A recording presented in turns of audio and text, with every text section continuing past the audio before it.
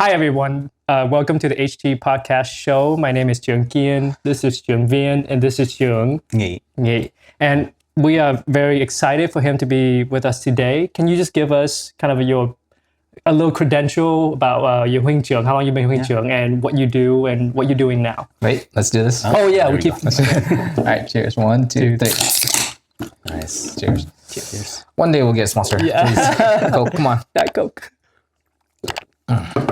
Yes, so how long have you been at Huynh Trưởng now? And actually, before that, when was the last time you put your scarf on? It's been a while. So I am no longer an active Huynh Trưởng. I don't even remember what year I took a break off, but it's been probably at least 7 years. Wow. Okay. Was it around the time that you had your kid? Yes. Yes, but I think a little bit before that. It was when I basically started my career is when I became less active. So yes, I started, so if you want to go all the way back, I started in Juedam. I think that's where we all started back then, where there's just one, right? And I wasn't really a good genius student back then. I would say I repeated Ngesikap 3 times. Oh, wow. Oh. So I didn't know that was possible. I thought you just go up because you're age. I can do a lot. I can do the impossible. So I wasn't really a good student. I wasn't really engaged with Tuni. I was like, I was a kid that didn't have a lot of friends, right? And so I acted out a little bit. And then we moved to Saviekan, right? And I think I was like, I didn't have hip seat back then, but I was like, I'm like, oh, this is kind of cool. And I think I was 17, 18. And then I stuck with it, became Huynh Trưởng, and did that for about 10 years, I think. Wow, that's a long time. Yeah. You know, the funny, you know how I was saying I have a lot of connections? I went to Gammok with his wife. Oh, yeah, jeez. so it was quite a while. Man, long time ago. No, I owe a lot to things to Tuni. I owe my wife to Tuni as well, because that's where we met. Yeah. Wow. So What gang did you enjoy teaching the most? I only did the oldest ones. Oh, So it was, before they had hip C, then I was in Yesi, and then I taught the hip C. And if I remember correctly, you were treasurer at one point too? Yeah, so I was treasurer, I was choir conductor as well for Saviekan. That was weird. Yeah. Well, no, I mean, it became normal, but like, we had a choir conductor kind of go away, didn't want to do anymore, and he's like, who's going to take up the next spot? Who's going to take this over? And I'm like, well, no one's raising their hand. I can do it temporarily for like 6 months. Yeah. And then I did it for 10 years. Nice. And then I think I had taken like 1 music class. Remind me never to raise my hand again to volunteer. Well, I was always been like, I'll do it if nobody else does, and that's got me in trouble a lot of times. Yes. Yeah, I do that too until you right now. I will not raise my hand unless it's like no one else raises their hand, which happens a lot. Yeah. Well, when you're the oldest people on the drum, you still get picked on a lot. Yeah. Even though you're the last resort. Right? Have you thought about coming back? I have, and that's the only reason why I'm comfortable wearing this, because at some point, and I'll be back. Sure. And for me, it's more like probably in a more. I feel like I've kind of lost connection with kids. Like I really like the oldest age, even though I was pretty much like 2 years older than them at that point. But I was. I've always felt older than my age in some ways. So now you're like a dad to them. Yeah. So now it's a little bit weird. So I don't know how active I'll be teaching, but I think at least in like a Advisory kind of. advisory role. So I think we're very similar in age and kind of similar in place when it comes to family. Well, kids are kind of, you have 3 kids and I have 2, and all kids are similar in age too. And I do say that teaching hip C and Yesi has been one of the pleasures of my life, even at this age. It really has given me kind of fulfillment outside of the financial and work side of it. So I really hope that doesn't matter what band you join, right? But whatever you do, I think what you can pass down to the kids is a big deal. And I don't want to talk more about it, but during retreat, there was this moment where they wrote down, you pass around like a circle thing to everyone, they wrote down something about it, right? And one of the things that they wrote for me was father. And I thought father meant father because I'm a dad, right? I'm a dad of 2 kids. So to me, it didn't make a big deal. But when we finally got back to me and they talk about it, all of them said, and this was written a few times, they said, you're the father to us. You're our dad. And I just broke down after that. And I'll be honest, I have a sense that you will fill the same role because of the kind of wisdom and stuff that you've been through is going to give these kids such a great experience and such a good mentorship. So please come back because you need to pass on all your knowledge. Okay, sorry. And I'm definitely. I mean, this is why I feel like you see the oldest route is so impactful. I feel like you can feel the impact, right? And I feel like, I mean, TNT's changed my life. It's made me a better person. It's made me become a leader, right? And like, it's mainly because I've never been in a role where you are a role model. It makes you like, it completely changes you. It makes you want to be a better person. Makes you do things you normally wouldn't do. Makes you lose a lot of sleep too. I don't think you get a lot of that in your career, right? Sometimes you may be a mentor for some of your other employees, but you're not that kind of like role model in like their other aspects of their life. Yeah. So. And some of the younger Huynh Trưởng might not notice it more, that what they do and what they say affect these kids. And as someone who's older, I'm very careful about what I say or do because everything you say can affect them, especially the kind of mentorship you give them. We can probably talk more about this topic for like 5 hours. But before we do, can you just tell us what your profession is, what your previous profession, and just kind of give us how many years you were in each before we kind of dig deep into this topic? So I went to school, and I got a couple of degrees in computer science and business. Right? You mean at the same time? At the same time. Okay. And that's tricky because they try to push you to one to get as soon as possible. So the way I kind of did it, knowing that I was like, I had to make sure I had equal progress on both. Yeah. So I always tell them, I'm another year and a half away. Yeah. Even though I have like 200 credits, I'm still a year and a half away because I wasn't close to finishing either one. So I kind of, because if you're close to finishing one, they're like, let's get you pushed here and get you moved out. So one of them wasn't a minor, right? It was actually a major. No, both of them were major. So it's considered a double degree because they're different colleges, right? And it sounds fancy, but to be honest, it's like I could not just focus. I couldn't do computer science and it was a headache. Yeah. I needed something that was completely different to make me more well-rounded, so I can survive college. And this is coming from a person who wasn't a good student at an early age, right? That's what I heard. It's like you're not a good student, but you're putting yourself in so much academia. I was lucky because I didn't go to school for computer science. I went to school for mechanical engineering. Because back then it's like engineer, doctor. Right? Yeah. And so computer science wasn't something that, at least back then, Asian parents told you to go to. Yeah. So I actually tried doctor route, and then I'm like, I was more of a nerd. I was like, if I poke a computer, it doesn't bleed. If I poke a person, I'm getting shocked. But yeah. So I kind of went more the techie route. But I wasn't thinking about computer science until, like, for mechanical engineering, you had to take a intro to computer science course, and then I really liked it. I'm like, and then I took the second one, and then again I kind of liked it, and then they invited me into the department because I think with certain computer science folks, sometimes you just have that. You just think in the right way, like a computer to make it work. So I was really good at those two classes, and so they invited me to the department. I'm like, well, I'm not currently in any department now. I'll join, mainly because they had free printing. That was very big in college. Color printing, maybe. Yeah. It was free printing, unlimited printing. There's no limits. It's expensive in college to print paper. So I joined, and then I'm like, and then I learned more about computers. I'm like, I think this is a really good career to be in. So I kind of left the engineering route. At the same time, I knew I always want to do something in business and be an entrepreneur and be better at doing like presentations. And so that's why I also did the business school route. How did you get the idea that you want to do something in business? For some reason, I was just more like, right when I started college, I wanted to do something. I wanted to retire in 5 years from when I graduated. I'm like, big goals. Yeah, so I'm kind of like, it's a goal I've never met, but it's a goal. I mean, you shoot for the stars, and maybe you'll land on somewhere. Yeah, right. You land on the moon. So I'm kind of, and then I also attended like a Rich Dad Poor Dad seminar in college.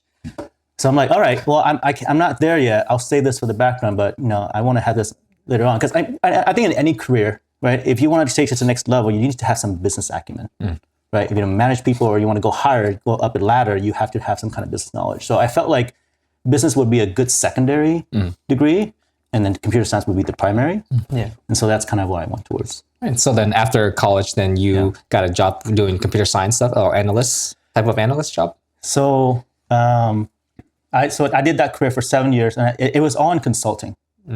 So it wasn't like, because I knew I didn't want to sit at a desk for like 50 hours, 60 hours in code. I get bored very easily. So I'm like, I want to do something different. So I went into consulting, like IT consulting. And that's actually what I recommend to people who are like having hard time finding computer science jobs, because as a consultant, you're doing different things all the time, right? Like I remember on average, I played 7 different roles a year, right? There was one year where I played like 13 different roles, and like I worked for 13 different companies. It's not like contracting, it's consulting. Someone's hiring you to come in and like build something for them, right? But I got to experience a lot of different company cultures. I did a lot of travel, got a lot of points, and I just saw how different companies worked. So it was really nice. I feel like 2 or 3 years in consulting is like 7 years of industry experience because of that, because you're doing so many different things, right? The pay is probably a little bit lower entry level, but you don't get bored, right? Yeah. So that's a good advice for one of our earlier guests on here who just graduated with a general computer science degree and who was still looking for a job, So, maybe take that route and it's less rigorous. I mean, I know how the interviews are like Microsoft, and Facebook, all that. They're tough, right? And this one, it's made for entry level. You go in and like the big consulting firms, Accenture and all that stuff. I went to a more IT focused one, so it's called Avanade. Which is now owned by Accenture, isn't it? Yeah, but it was supposed to be like a marriage between Accenture and Microsoft, but they had a good training program for entry-level folks, right? Again, the pay starting out isn't as high, but you can go up pretty fast, right? And so if you want to like get a lot of experience in your career, I think having some kind of consulting experience is really good for that. Yeah. So how did you use your business degree then? I know you use and the consulting is partial business too, right? So I kind of used my both careers. I mean, my role was, back then, when you first come out of college, I didn't know what to do, but I think I like data. I like databases, right? And so I kind of went the route of like being a BI engineer. So business intelligence. Business intelligence, yes. So data and analytics, right? And so I did it.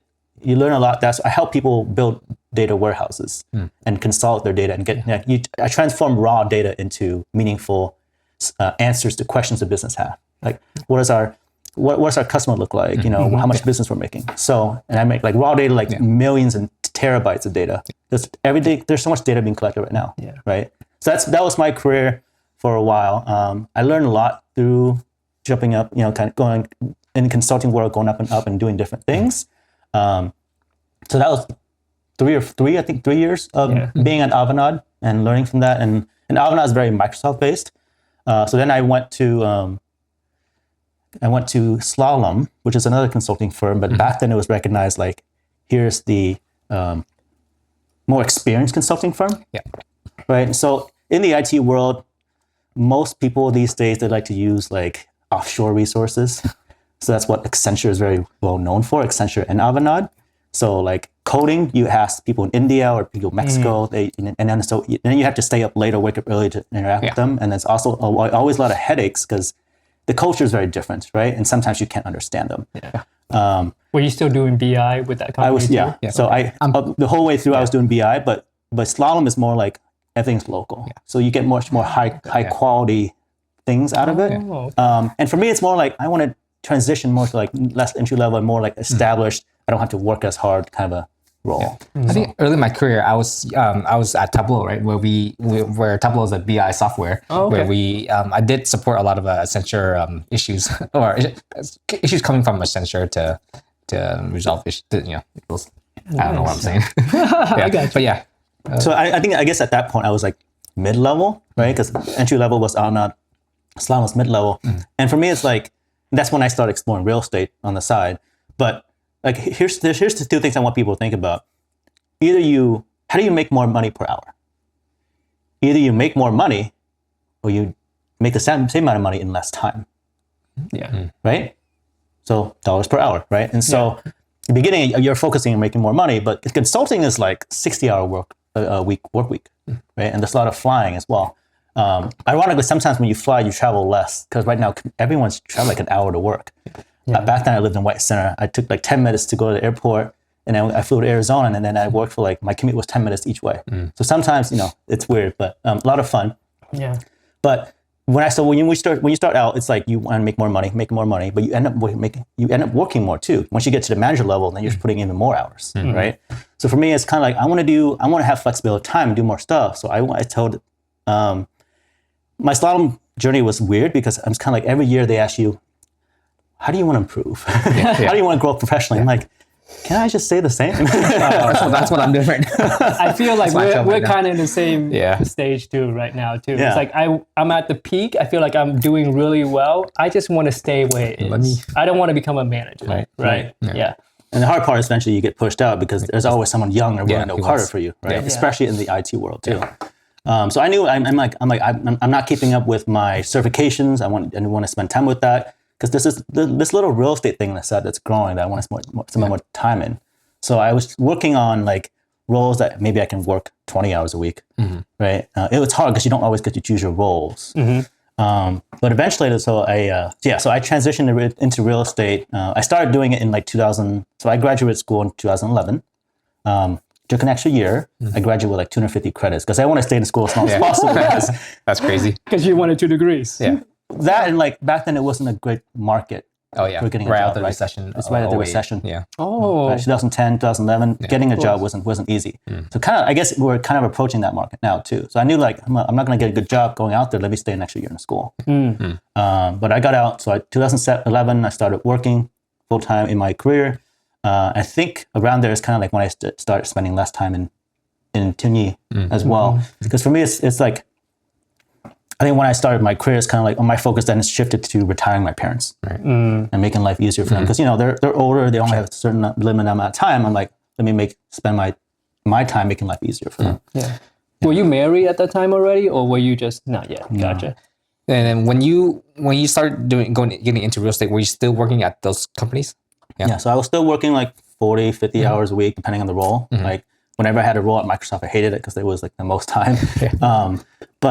So I did real estate on the side. And when I say real estate, it's like doing fix and flips, right? It's shiny object syndrome, right? Like, HGTV shows and whatnot.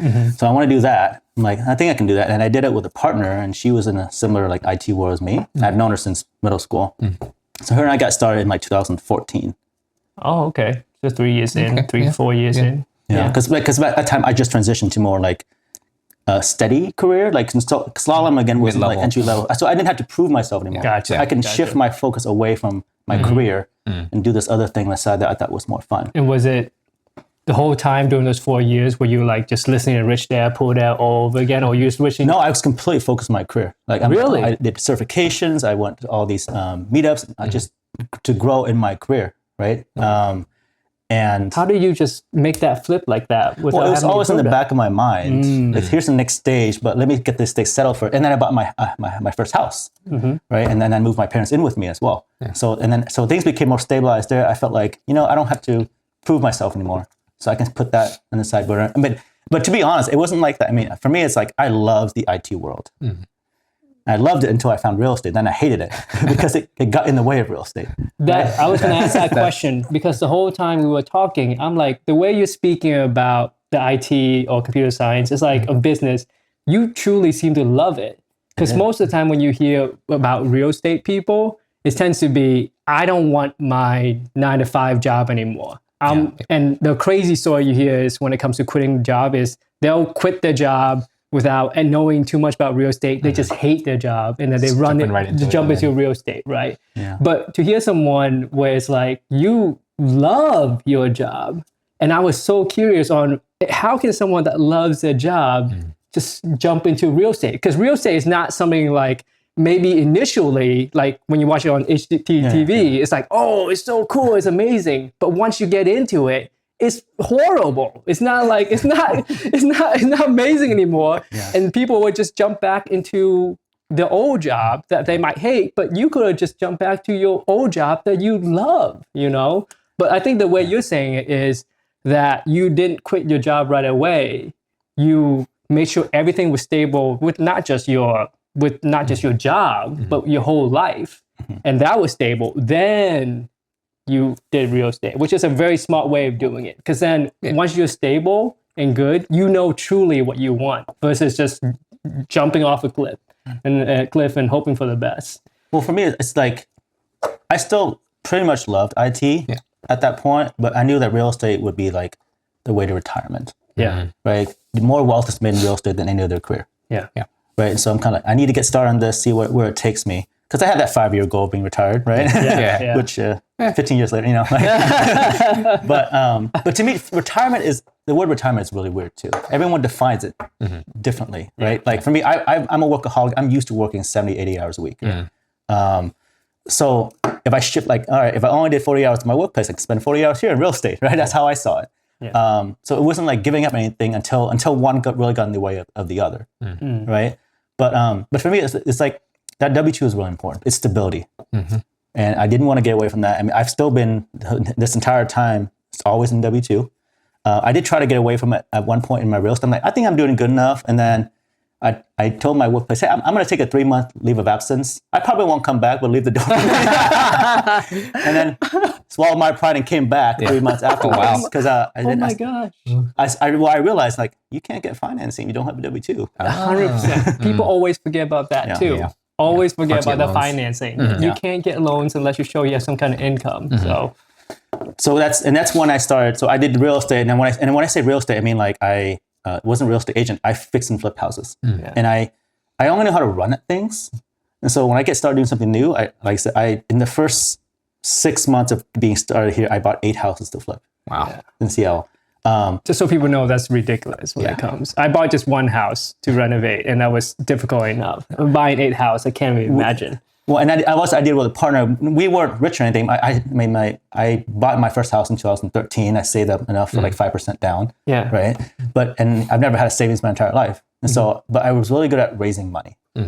So it's a skill that it's like it's a skill where you build a lot of trust with people and do relationships. So, looking back, I wish I wasn't that good at it because I wish I bought less houses. Yeah. Right. Because I learned a lot of things the next 3 years after doing all that. Because I'm like, maybe things don't always go according to plan, and you can't always trust the right people. Were you doing a lot of the fixing up yourself, or you had to hire a lot of people? No, I didn't have the expertise in it, right? So we also partnered with a contractor who ended up kind of screwing us over on like all of those projects, right? So, but I think at the end of it, I mean, for me, it's like private. You have your private lenders. I always make sure they were taken care of because it's not their problem, it's my problem, right? Yeah. And I kept at it, and then at some point in there, I realized.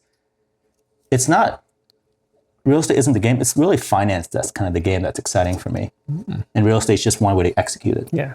I just want to summarize everything really quick and clarify a few things. And please jump in. But you bought those 8 houses. And what Trưởng is saying is when he bought those houses, he financed it with a hard lender. And a hard lender is someone who, not like you can get normal mortgage loans on a house, but you can also get a different type of loan, especially for people who buy and sell houses right away, buy, fix, and then sell houses right away. They can get really quick money that has higher rates or whatever it is, but you need to repay them quickly too. Yeah.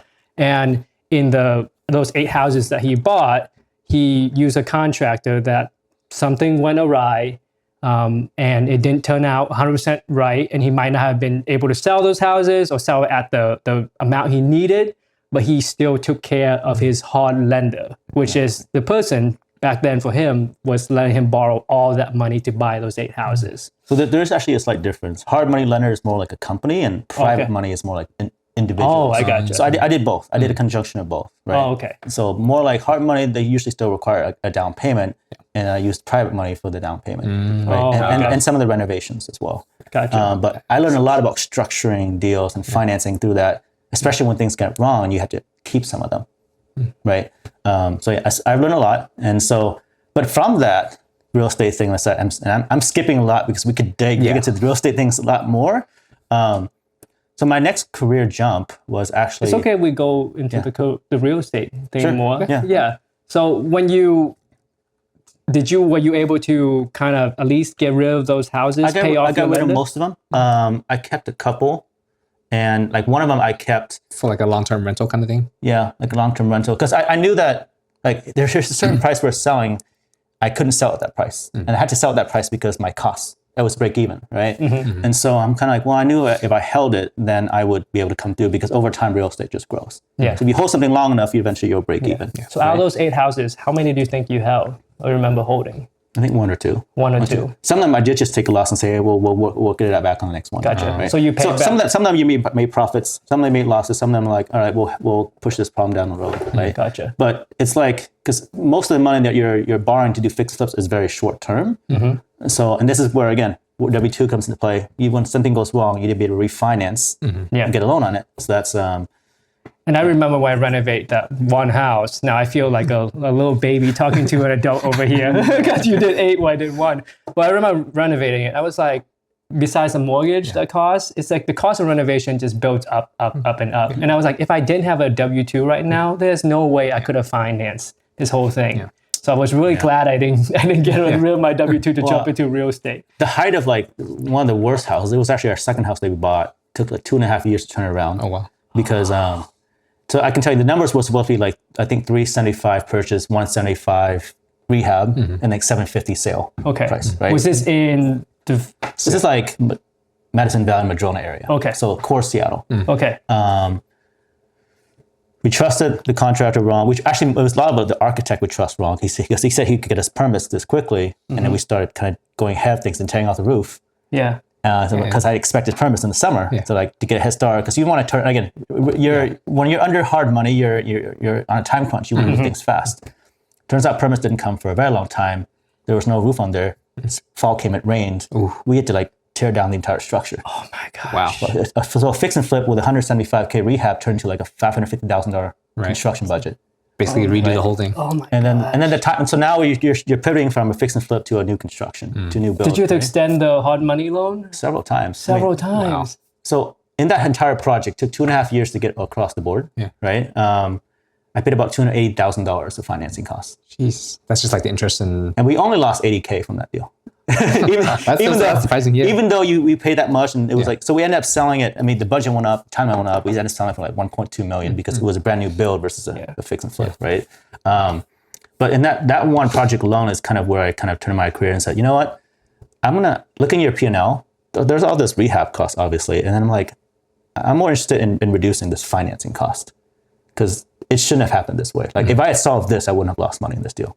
Well, if I saw a lot of things. I was gonna say. But at least I'm like, I can't control the rehab costs. That's just gonna go over time, and I'm not good enough to control it, right? My expertise is not in construction. Yeah. Right? But I think I can figure out the financing So side. you went with what you were strong at. Yeah. Because for me, I would have been like, I can control the rehab costs. So I would have focused on that. Yeah. Because I was like, I don't have enough connection with financing, and I don't have, a business degree or anything like that, and have 7 years experience in BNI or anything like that. So you focus.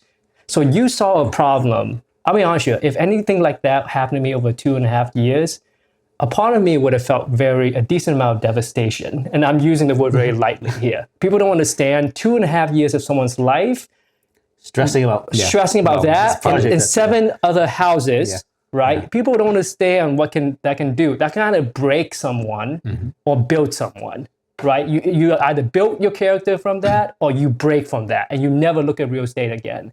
I will make a big assumption, and please correct me, that you did not break character because you have such a good, strong background in business that you were able to remove your emotion from the situation and look at it rationally and say, what can I fix for the next time, right? What can I fix? I can't fix this, forget it. What's my strength? I can fix this, that's what I'm doing. And I assume that's what happened. I assume that pretty much everyone needs to do that, to be honest. It seems like rationally we would just take the loss at that point, He did take the loss. Yeah, that's what I'm saying. He did take the loss, but he didn't stop. Yeah. Because there's for all the story of people who have success in real estate, there's 1 million more of people who got destroyed and left. That's why not everyone does real estate, because number one, they hear there's too much to get into, or they hear about the other friends of them who got devastated, right? Yeah. So anyway, sorry guys. I will say for me, it wasn't like I've always been confident in that I can figure things out and get through things, right? Because I was always willing to put in the work. Yeah. Because I was confident in my ability to figure things out and put in the time needed. And so, I mean, business acumen, I don't know if that was there necessarily. I mean, that could have helped me save me a little bit more there too. Yeah. But it's more like for me and my partner, we always figured out we would get through any problems and we can solve it because we were willing to put in the work to get through it and grind. Like we weren't afraid of the grind, right? And when I say grind, I mean like when I got started in real estate, it was still working like 60 hours a week. So my time was like wake up, 8 to 9, go to work from like 9 to 5, 9 to 6, and then go to a meetup. Like I went to 4 or 5 meetups a week Yeah. between Lakewood and Everett. People don't understand how much effort that is. Yeah, so right after work, I would drive there, and the meetup ends, get home by 10, 11, eat a late dinner, and then I went on. And then my partner and I, we had meetings from like midnight to 2. Jeez. Talk about like, how do we strategize? What's the next step? What are we going to do for the next day? And we did that for like 2 years straight. Yeah. So there's no way you had a girlfriend at the time then. There's no time. No, There's no way. Yeah, there's no way. I did. Well, you guys weren't married or anything. Yeah. No, so I met with in 2010. Oh, yeah, well, of course. Yeah. No, so you okay? Before I got you. graduated. Okay. Yeah. So, well, So- I met her. I've known her for a long time, but we started dating in 2010. So I've known her since the beginning of. So she was been through All that. 8 houses with you and everything. She helped a lot on that build, Yeah. on that flip turn build. Yeah. Did she help with the renovation? She helped manage the contractors, Oh, okay. right? So I remember her advertising on Facebook too. And I think that's kind of the dream with some real estate people that wants to jump in real estate. They'll be like, oh, my wife can help me or my girlfriend can help me. And then the kids can come and help me renovate. I was like, no, that does not work. That does not work, you know. You can't have your kids running around with nails everywhere. Yeah. So, high stress. Yeah. So was that, after that project, was that what helped pivot you towards doing more financing and loan structuring? Yeah. So for me, it's like my path to retirement was, I didn't mind working in W2 as long as I got close to real estate. I wanted to be fully entrenched in the world of real estate.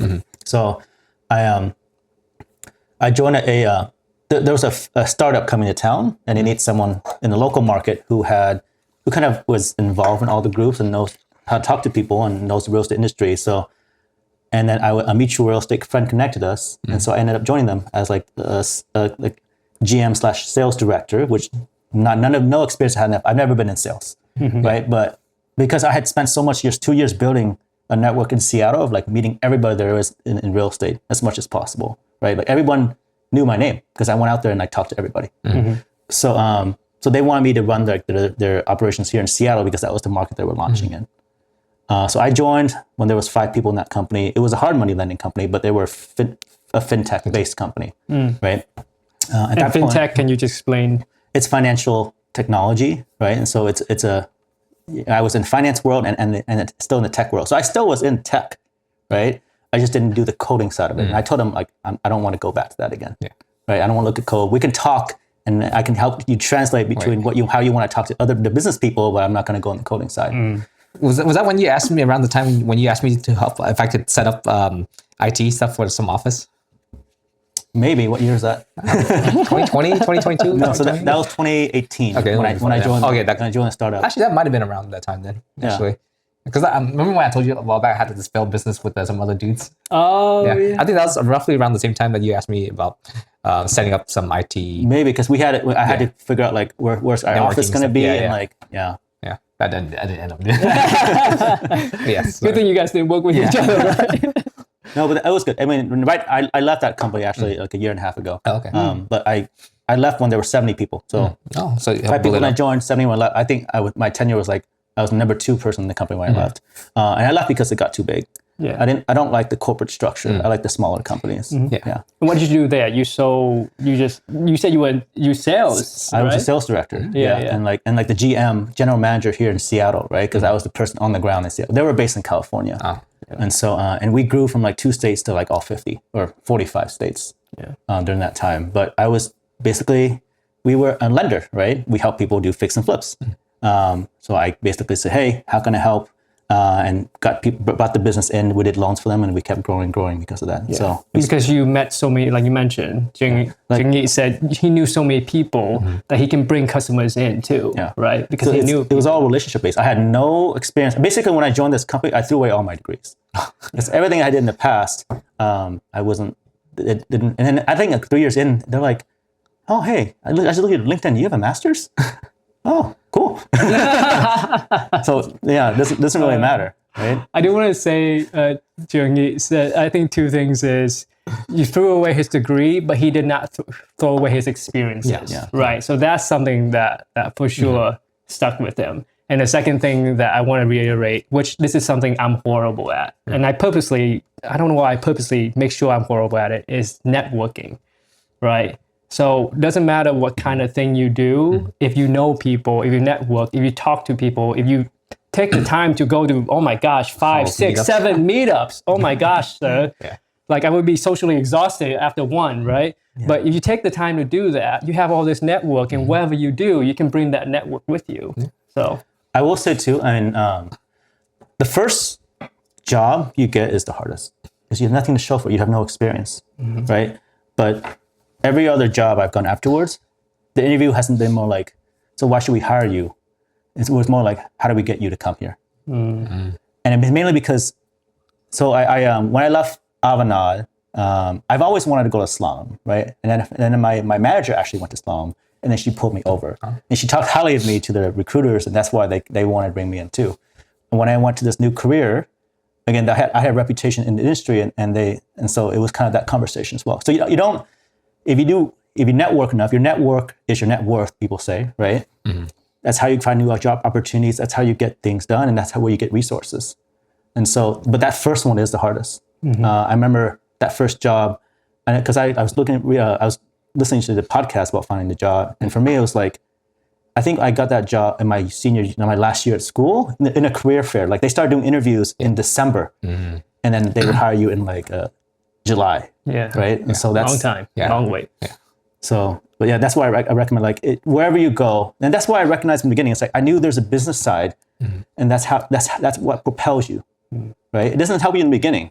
You still got to prove yourself, but it helps you move higher and higher and forward. During the time that you were working for fintech, were you still buying real estate? Were you doing fix and flip yourself? I know you said you held 1 or 2 houses after the 8 houses, but did you gain more houses after that? Yes. So I when in 2017 when my daughter was born, my first child, right? And we're skipping a lot of things. I got married in 2015, somewhere in between there. And so to Jungwit, who is she's pretty amazing, especially in the Tunyi world. She was a danjung, and I was just a treasure.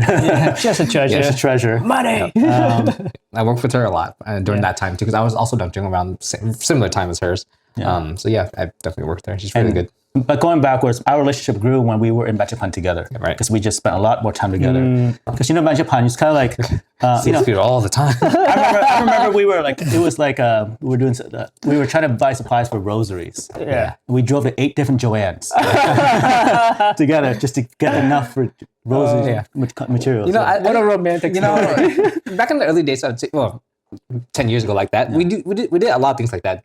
Physically driving around to stores, but nowadays it's just already online all the time. I do notice that. I remember doing that with Tunyi a lot, where you do hang out your Huynh Trưởng, and you have to do things together. But now it's like, you're right, you just buy things online. Gotta bring that back. You force them not to buy online. That's how you build a relationship. You spend time in the car with them, right? You're gonna force all your Huynh Trưởng to quit. It's a different game nowadays. So during the time you got married, you had a child. So when I had a child, I think my perspective changed. I realized that flipping was just another job. It's active income. Like you spend time, you don't make money until you spend time towards it. It's not investing. And it's highly taxed, right? So I was like thinking, so how do I build, long term? Well, it's about keeping. So then I started, again, when I do a lot of things during paternity leave. I'm very productive during paternity leave, but it's good to know. To use our paternity leave time. So when she was born, when I was in paternity leave with her, I started looking at deals out of state because 95% of the country cash flows better than here in Washington. Oh my gosh! But our market is not a cash flow state; it's an equity state, right? Appreciation. So it's tough. So I chased cash flow, and I found other places. So I think I bought like another 5 houses. So just people know, cash flow just means that a house produced positive cash on top of the mortgage and all the other expenses you need to do. So, and Jung-Yi is saying that our state is, you don't get too much cash flow from our state, but the house value goes up a lot quicker or better than other state. Actually, our state is probably over the past 10, 20 years, the highest appreciating state in the entire country. I just wish it can translate to cash flow besides, you're a lender. We can talk about that forever, how you translate that. And when you talk about numbers, right, like in the real estate world, they use this like they call it the 1% rule. Oh yeah, doesn't exist anymore, right? So the 1% rule just means that you can rent it out on a monthly basis for 1% of the cost of that property, right? So let's say you buy a house for $100,000. Meeting the 1% rule means you can rent it out for $1,000 a month. Yeah. Those were the good times. Well, when I first went out of state, I was finding 3% rule. Oh. No way. So Wait, this is what, wait, 2017? 2017. Yeah. Were you buying in like the southern states where it's a lot cheaper, or? My first 2 states I bought out of state were Pennsylvania and Indiana. Oh, Yeah, yeah. So in Pennsylvania, I bought a house for my first house in Pennsylvania was $22,000. Yeah.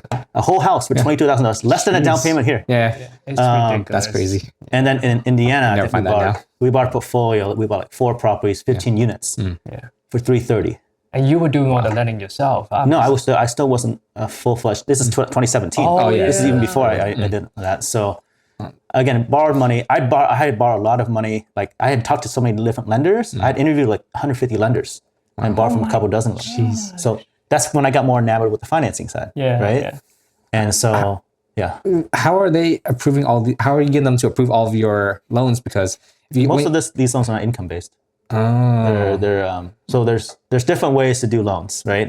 In the real estate world, you don't have to have income. Income is really important to buy a primary residence. Sure. But to buy an investment property is not always necessary. And it depends on how many units you have and things like that. So, that's why Jungi kind of mentioned some of his houses he bought was like 15 units. Then you can use like a commercial loan and things like that. 4 properties, 15 units. So it was like a single family, 2 4-plexes, and a 6-plex. Oh, geez. But I bought them all as a single loan. So it was still a commercial loan. Gotcha. Right. wow.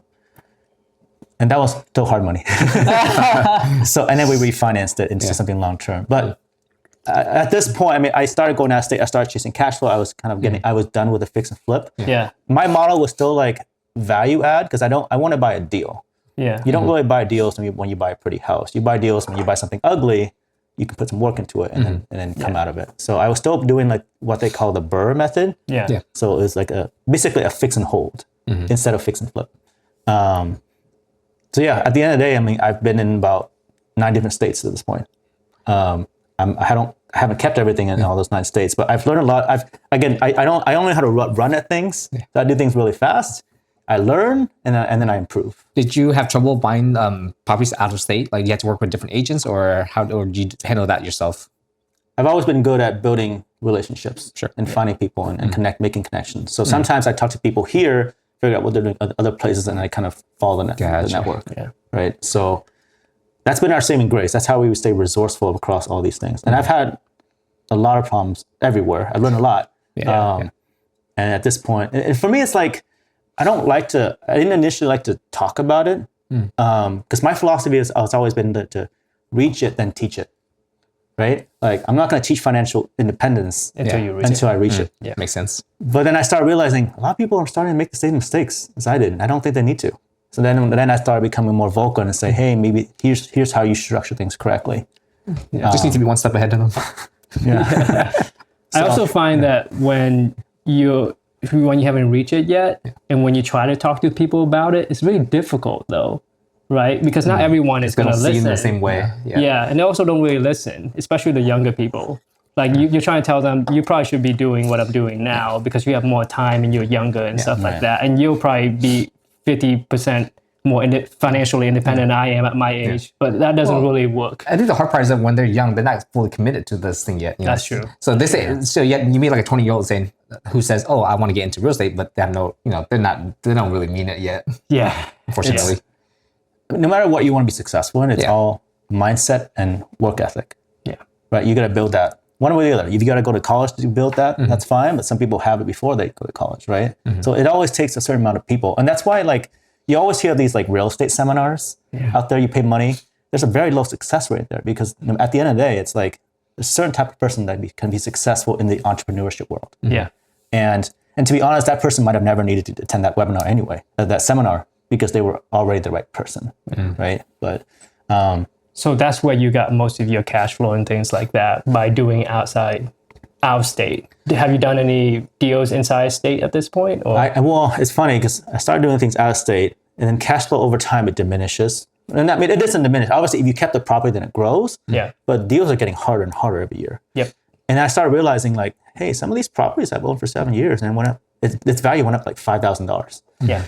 There's cash flow states, there's appreciation states. You don't find both typically. And so a lot of these cash flow states, it was not very exciting to know that my property hasn't really increased much in value. Yeah. Right. And so it's kind of like, then I realized you don't really build wealth with cash flow. You build wealth mainly with keeping properties and taking advantage of appreciation. You might build momentum with cash flow. Yeah. For sure. But wealth.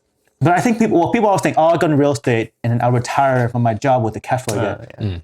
Have you guys ever played the game Cash Flow?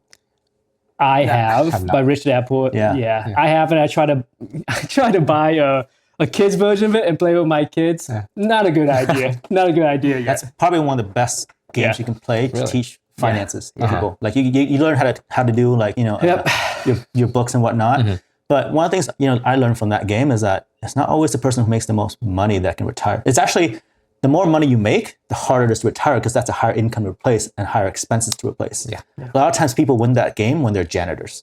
Because the threshold to replace your income is much lower. Right? And these days, like if you think about it, whatever money, in Seattle, you had to together, you and your wife needs to make at least $100,000 to live and survive. How many rentals does it take to get to that point, right? It's impossible. It's almost impossible these days. And so for me, it's like I'm kind of going back into Washington to build wealth for the long run using equity. Because in Seattle, over the last 30 years, every 7 to 10 years, the value's actually doubled. And people need to realize that. And I try to tell people, keep as many properties as you can. Doesn't matter what you're doing in life, whether you like real estate or not. If you're gonna move out of a property to go another one, keep it.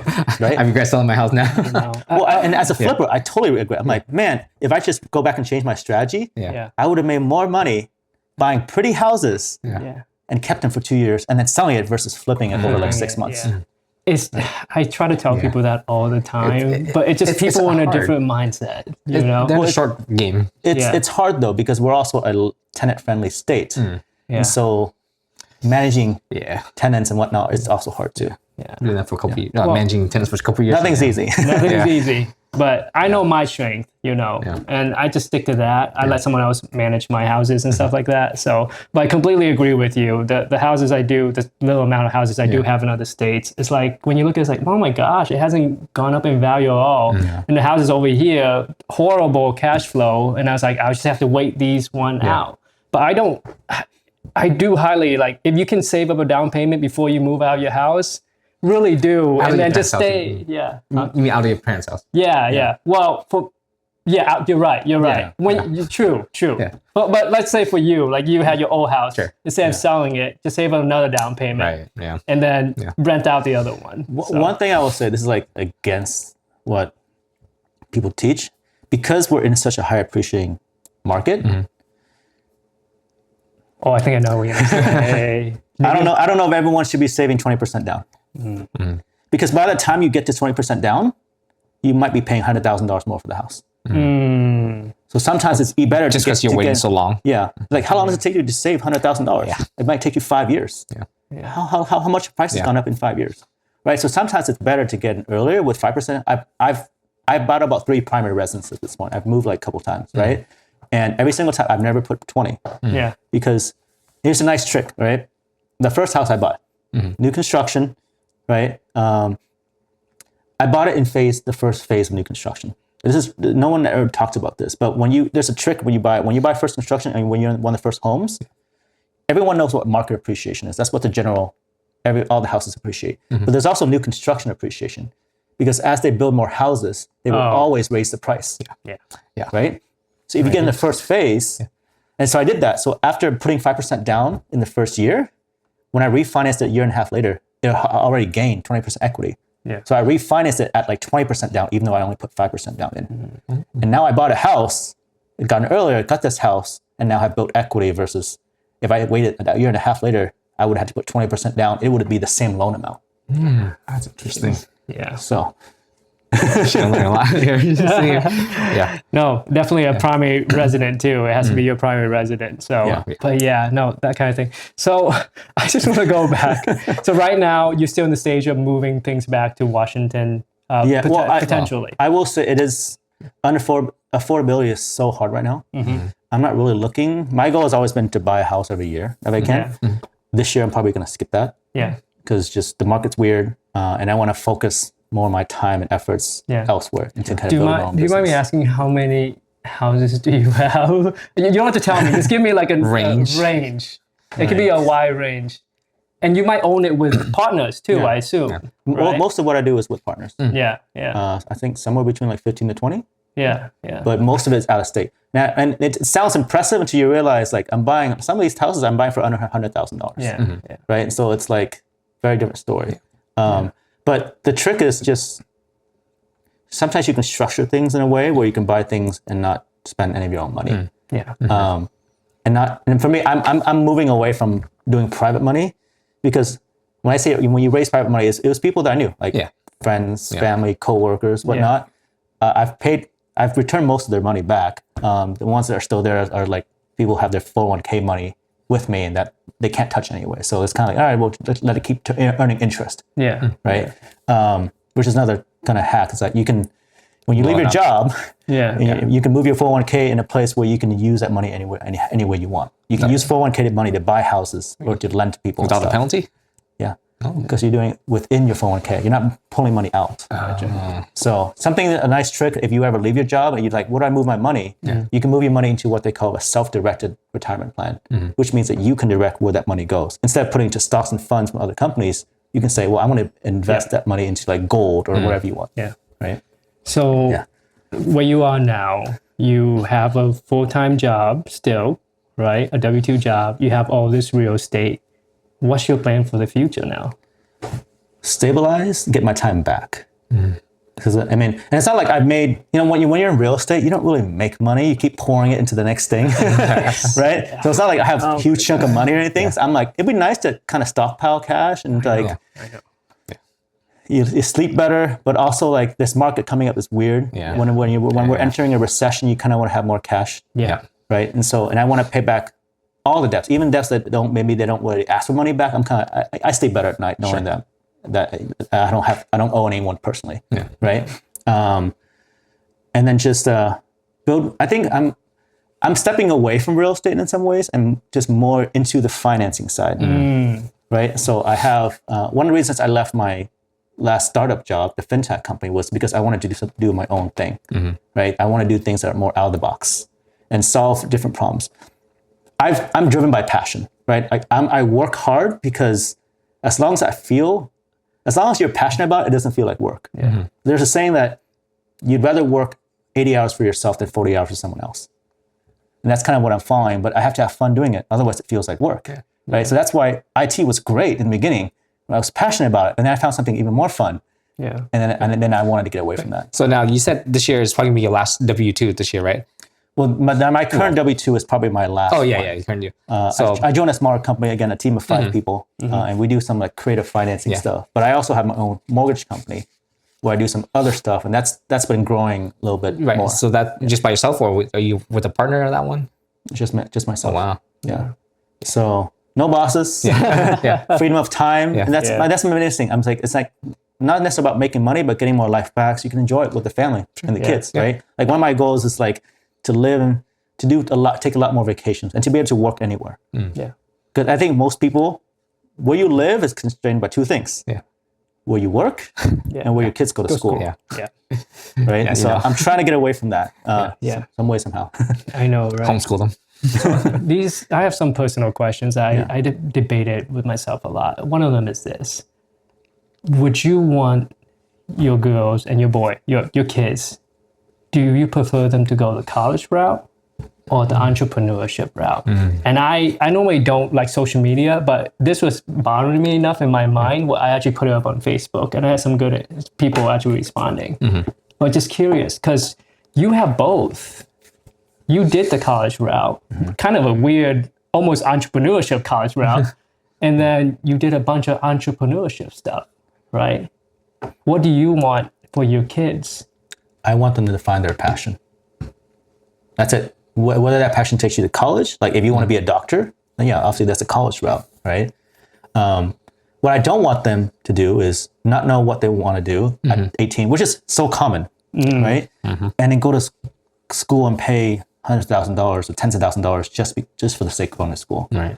I want you to make the most return out of your education, right? And so some people are better fit for college. Some people are better fit for like a technical school. If you know exactly what you want to do and you want the fastest route to it, technical school is maybe the best route for that. And some people are just like, I want to be a real estate agent. I want to be a loan officer. Then, there's different routes for that too. But for me, I want them to find their passion because I want them to love life and just love what they're doing. Yeah. Because you're going to be the best you can be at your job if you're passionate about it. If you can go back, and would you change anything you would do differently? It's around the college time. Yeah. Like maybe a different degree or different technical route? No? Yeah. Buy Bitcoin. That's my common joke to that. Yeah. Anytime someone asks me that. Yeah. I don't have regrets. Okay. Yeah. I feel like everything you do, failures and successes, are made you where you are today. Yeah. And it's just like, and for me, if I always live like saying like I worked hard, and even though I made mistakes, I did the best job I could at that time with what I knew, then I have no regrets. Yeah. And people don't understand sometimes. Sometimes we sit late at night and we think back. It's like, if only I did that differently. But the problem is, if you did that differently, you would not have learned any lesson at all. A different person. Different person. And you might have not learned that great lesson that you learned. And you might have made a different mistake. Yeah. Right? You are who you are now. And Different doesn't always mean better. You could be worse. It could be worse. Right? It could be worse. Just because, or you might have made more money, but doesn't mean that you're a better person in any way, for sure. So, oh man. Yeah, the kid question thing is something that was always on my mind, because I don't want my boys to grow up and not understand money in general. Right? And just kind of do whatever because they don't know the value of money. So one final question is, if we had someone who wanted to go into real estate, or financing, or want to be where you're at right now, right? What do you recommend them do? Well, real estate in general is a big field. Right. Yeah. Right. Shadow people who are doing it and to really figure out, is this what I want to do? You know, it's funny because when I bought my first house, I loved the experience. And I was working with a mortgage broker. And he's like, and he told me, don't ever do this. Yeah, wow. Yeah. And for a lot of ways, I'm like, it took me a lot longer to get here because that was in the back of my mind. Back of your mind, yeah. And wait, when he said that, he said, don't do this, does he mean don't do what he's doing, or don't do... And then right now, I'm a mortgage broker. I'm doing exactly what he's doing. Well, because back then, and this guy was in the industry for like 20 years. And at that point, in 2013, when I bought my first house, he was like, I'm averaging 25K a month. There are some months I make 80. I'm like, I want to do what you do. Yeah. Right. And he's like, it took a really long time to get here, and it's a lot of work and it's stressful. Yeah. And I took that to heart. And that's kind of like, I actually was considering doing my own thing at that time, but I stuck to the W-2 route because of what he said. And I understand why he said it. Right. I think that I had to go a different way, kind of a round circle to get here, to be a better person here now than if I went straight here. Yeah. But then I really kept it hard because he passed away from cancer. Yeah. Like a few years later, I'm like, maybe the stress got to him. Yeah. Right. So it really depends on the person. I think what you learned from him is it doesn't matter the W-2 or whatever job it is. If you don't have any kind of extra income on the side, you'll be working that job forever. And you'll start hating it. Well, right? And I was tethered to W-2 for so long because it's all about stability and benefits. Right. I'm kind of like, I'm supporting my parents. I'm supporting my own family. Like, I got to make sure that there's always something there. Right. Yeah. So. Thank you so much for stopping by. I wish we kind of have more time, because when it comes to real estate stuff, I could sit and forever. I can talk forever about real estate. And sometimes I talk to the AI, ChatGPT, or by myself late at night about real estate, right? But we really appreciate that you stopped by and sharing your amazing experience with us, and the tough times that you've gone through, and amazingly how you got past it, to be honest. I think most people would have given up. Yeah. I think this is one of our most inspirational episodes yet. Again, I'm not there. So don't look at me like, hey, I'm the person. And I always tell people, if you're going to follow someone, there's a lot of gurus in teaching real estate. If you're going to follow someone, at least follow someone who's been through a crash. Yeah. And I haven't been through one yet either. You were almost I'm, there. You were almost there too. So, 2008. So I'm still a newbie in real estate. yeah. That's why I don't try to go up and teach it. Again, reach it then teach it. Right. So Yeah. Well, thank you so much. Thank you. I Cheers. really appreciate it.